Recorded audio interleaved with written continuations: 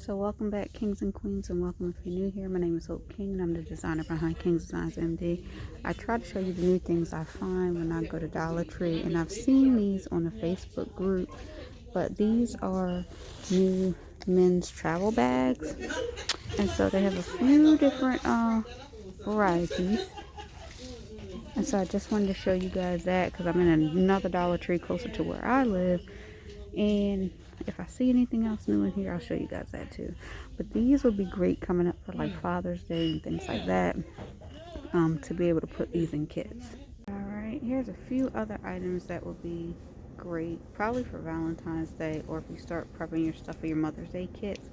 So it's the beauty sleep set, and then there is the facial massager, and this one I can tell you has been very controversial. I've seen it in a couple groups, multi-purpose use, but a lot of people say they appreciate having that. Alright, my store has hats. I'm seeing 3 different colors: for white, black, red, and blue.